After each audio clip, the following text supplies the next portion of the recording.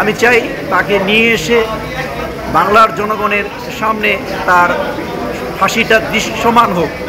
আমি proud feel করছি আর কি। আসলে সাক্ষী দিতে এসেও আমি খুব এক্সাইটেড ছিলাম, বিকজ অফ যে বাংলাদেশের মতো একটা দেশকে শাসন করছিল একজন ভারতীয় প্রেমিক। আমি বলবো যে মোদির খুবই ক্লোজ, এবং এই দেশকে বিক্রি করার ষড়যন্ত্রকারী ঘোষিটি বেগম বললেও যাকে ভুল হবে না, এই ঘোষিটি বেগম এবং মির্জাফর শেখ হাসিনা।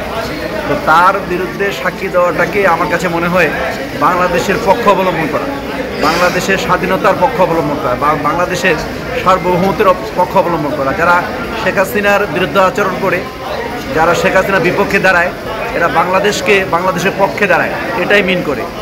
সো দ্যাট এই সাক্ষী দেওয়ার ফলে আমি প্রাউড ফিল করছি। পাশাপাশি আমি সর্বোচ্চ শাস্তি চাচ্ছি, যেহেতু আমি শেখ হাসিনার যে লোমহর্ষক হত্যাকাণ্ড, যেটা আমি নিজ হাতে যাদের চিকিৎসা দিয়েছি, আপনারা হয়তো অনেকে পত্রিকায় দেখেছেন, প্রায় 167 জনের মতো পেশেন্টে, যাদের অধিকাংশই মাথার খুলি ছিল না, এর অধিকাংশই কিন্তু আমার হাত দিয়ে চিকিৎসাপ্রাপ্ত।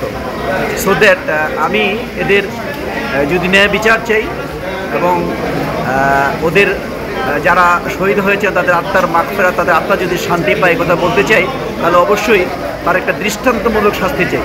শুধু ফাঁসি দিয়েই ক্ষান্ত এই ফাঁসির রায় পেয়েই কিন্তু আমি সন্তুষ্ট হব না। আমি চাই তাকে নিয়ে এসে বাংলার জনগণের সামনে তার ফাঁসিটা দৃশ্যমান কার্যকর হোক। এটা যদি করতে পারে এই গভর্নমেন্ট, তাহলে আমার আত্মা শান্তি পাবে এবং আমি খুশি হব। নাটা জেলি আর পানীয়র এক অসম কম্বিনেশন ড্রিঙ্কো। চিল থাকতে চান? ড্রিঙ্কো চা বান।